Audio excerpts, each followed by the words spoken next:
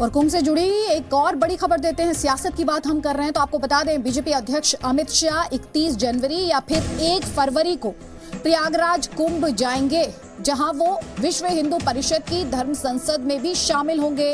साथ ही आपको ये भी याद दिला दें कि योगी कैबिनेट की बैठक भी है कुंभ में ही।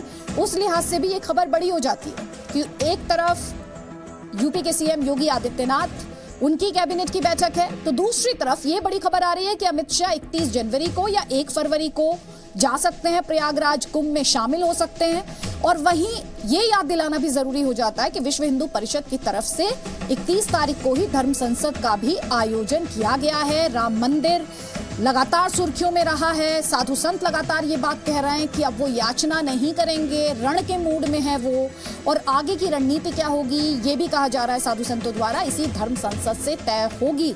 हालांकि बीजेपी प्रेसिडेंट हो या फिर प्रधानमंत्री मोदी हो, ये कह चुके हैं कि कोर्ट से फैसला आने के बाद उनकी सरकार का काम शुरू होता है। लेकिन अभी 2 दिन पहले योगी आदित्यनाथ की तरफ से ये कहा गया, अगर कोर्ट नहीं हैंडल कर पा रहा है तो हमें दे दे, 24 घंटे में मामला निपटा देंगे, मामला सुलझा लेंगे, 25वां घंटा लगेगा नहीं। और 29 जनवरी को राम मंदिर की जो सुनवाई होनी थी वो फिर टाल दी गई क्योंकि एक जस्टिस उपलब्ध नहीं थे 29 जनवरी को। तो कई लिहाज से, सियासत के लिहाज से, 2019 के लिहाज से, राम मंदिर के लिहाज से, कई मायनों में ये विजिट जो है बीजेपी प्रेसिडेंट अमित शाह की वो बहुत अहम हो जाती है।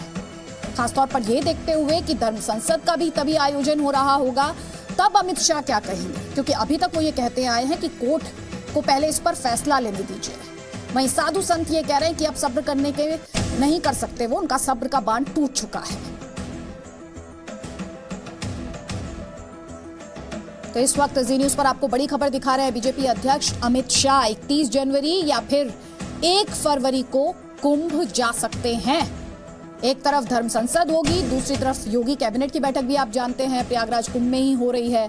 बहुत कुछ ऐसा है प्रयागराज कुंभ में जो पहली बार हो रहा है और सिर्फ भारत ही नहीं, दुनिया भर से लोग यहाँ पर पहुंच रहे हैं। कुछ क्यूरियोसिटी के साथ पहुंच रहे हैं, कोई वहां पर अपनी आस्था के लिए पहुंच रहा है। तो सियासी चेहरे जो हैं वो भी प्रयागराज कुंभ में दिखाई दे रहे हैं।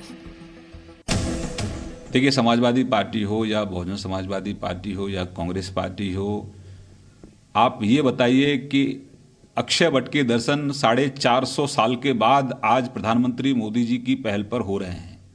सरस्वती कूप के दर्शन 450 साल के बाद आम जन को, जो हमारे आस्था के केंद्र हैं, दर्शन हो रहे हैं। आपने क्यों नहीं कराए? आपके तो सहयोगी दलों की सरकार 55 साल तक देश में शासन करती रही, श्रीमान अखिलेश जी। आपकी चुनावी भुआ की सरकार भी यहाँ रही, आपकी भी सरकार यहाँ रही, केंद्र में कांग्रेस की सरकार रही। लेकिन हिंदुओं की जो आस्था के प्रतीक हैं, सनातन जो आस्था के प्रतीक हैं, आप उन तक के दरवाजे आम जन के लिए नहीं खोल पाए। आप गंगा जी को आप शुद्ध नहीं कर पाए। आज जहां स्नान आप कर रहे हैं, गंगा सबकी है। आपको प्रदेश सरकार को और केंद्र की सरकार को जो अविरल और निर्मल जो गंगा हुई है, जो 32 नाले हमारी सरकारों ने टैप किए हैं और स्वच्छ पानी आज गंगा में है, तो जहां आज पूरा विश्व, पूरा देश कुंभ को लेकर केंद्र की और राज्य की सरकार की प्रशंसा कर रहा है, नरेंद्र भाई मोदी जी की प्रशंसा कर रहा है, वहीं राजनीतिक द्वेष की भावना से ग्रस्त होकर कुछ दल अपने फ्रस्ट्रेशन में कहीं ना कहीं कुंभ की और कुंभ की तैयारियों की आलोचना कर रहे हैं। तो श्रीकांत शर्मा यूपी सरकार में मंत्री घेरते हुए समाजवादी पार्टी, बहुजन समाज पार्टी और साथ ही कांग्रेस पार्टी को भी एक